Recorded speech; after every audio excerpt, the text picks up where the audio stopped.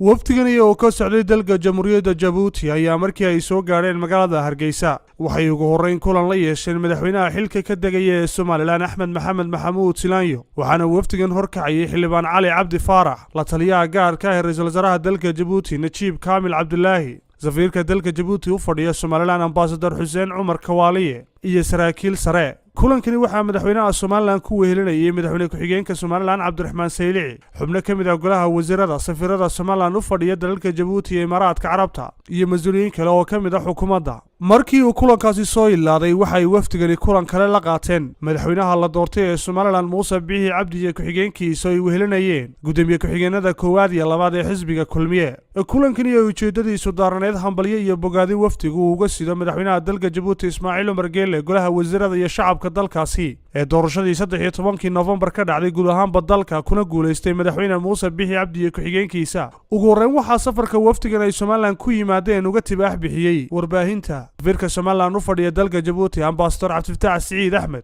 xildhibaan Cali Cabdi Faarax oo ka mid ah wafdigani ka socday dalka Jamhuuriyadda Jabuuti ee Soomaaliland yimid ayaa sheegay in booqashadoodu salka ku hayso isku dhawaanshaha iyo xiriirka labada dal ee Soomaaliland iyo Jabuuti ka dhaxeeya xukuumadda iyo shacabka dalka Jabuuti kadib kulanadaasi ay wafdigani ka socday dalka Jabuuti ay la yeesheen madaxweynaha xilka ka degaya Axmed Silaanyo iyo madaxweynaha la doortay ee Soomaaliland Muuse Biixi Cabdi waxay maanta duhurkiiba dib ugu guryo noqdeen dalka Jabuuti iyagoo ka ambabaxay garoonka diyaaradaha ee magaalada Hargeysa noo yimid wafdi culus oo ka yimid Jamhuuriyadda Jabuuti runtii wafdi heer qaran ah oo runtii isku jira dhinac walba haddaan nahay Jamhuuriyadda Soomaaliland runtii wafdiga madaxweynaha la doortay madaxweyne Muuse Biixi Cabdi oo runtii maanta si wanaagsan saad arkaysaan buu soo dhaweeyay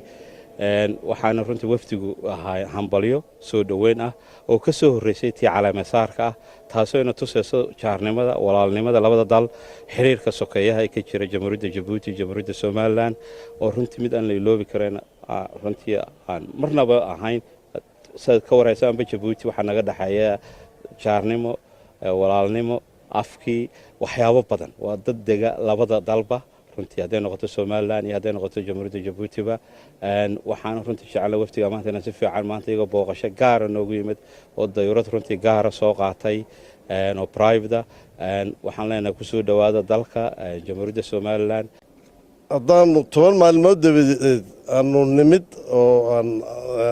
garanay in aanu tagno oo soo hambaliyano aanu ducayno waa intaan isku jirro xuduudka Soomaaliland iyo Jabuuti waa 16 kilomitir waa dalka ugu dhow waana run ahaan dhaqan ahaan diin ahaan dhiig ahaan labada dal isugu dhow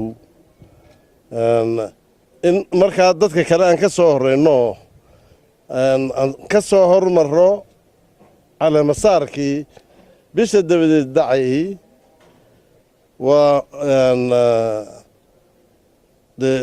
socdaalkayagana ayaa tilmaamaya intaan isku jirro labada dal isku jiraan madaxweynaha cusub ummadda reer Soomaaliland ay dooratay waan hambalyeennay waan la soconay waana noo ducaynay waxaanu Ilaahay uga baryeennaa in xilka culus loo igmaday Ilaahay ku garab galo noqdana kii basbas iyo barwaaqo iyo horumar Somaliland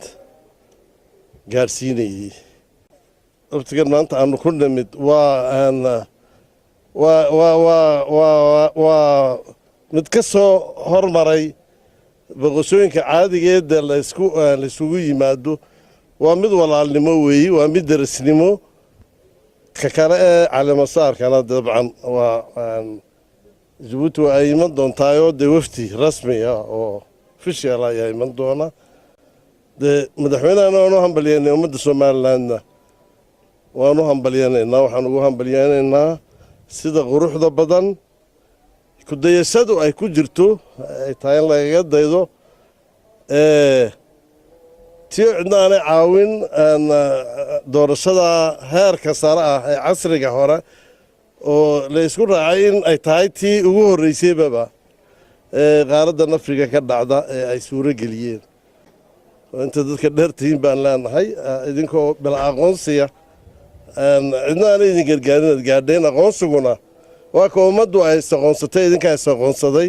hambalyaan idin leenahay. Khadar Ciise Dheere, Saab TV, magaalada Hargeysa.